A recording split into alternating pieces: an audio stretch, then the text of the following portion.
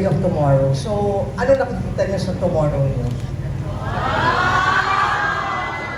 As a love team or individually?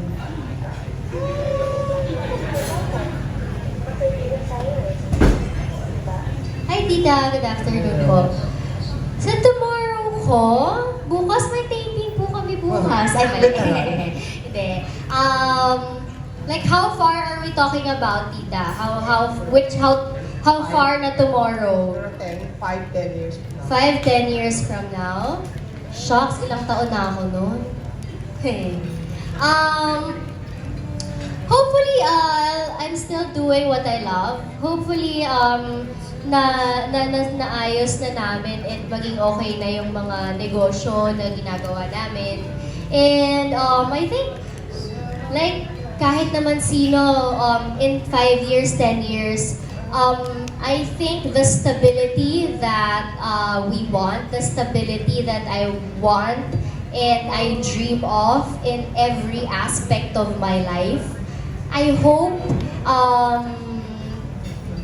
kung hindi ko man ma-achieve pa yon, I hope I'm close to that. Ganun po. Yun po. Okay. Thank you po. How about you? Will nga daw eh. Ako ba? 5 years from now, Nakikita mo ba si Bea sa tomorrow mo, sa future, or hindi?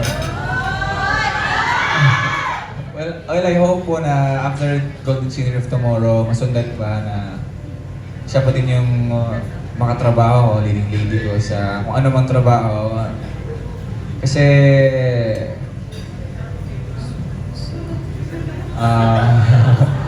ayun po, sana po tumagal pa kung happy ka, kung gusto mo.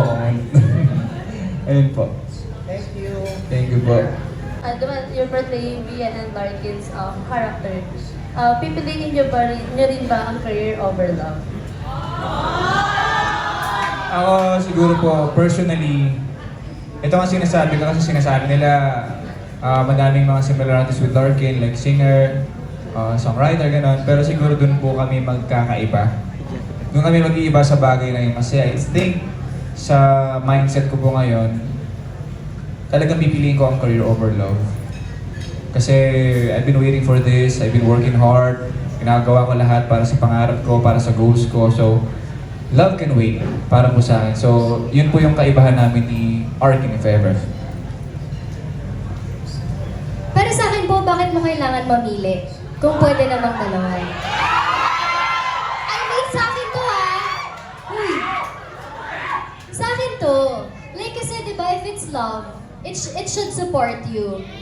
Kung ang pagmamahal, kailangan yung sinusuportahan ka, yung talagang kasama mo for that, kahit saan ka magpunta, nasa likod mo para suportahan ka, para i-boost ka, para ano ka, kumbaga, to lift you up and to support you and para kayong dalawa, hand in hand kayo sa pag-step nyo sa mga pangarap nyo. Parang ganun.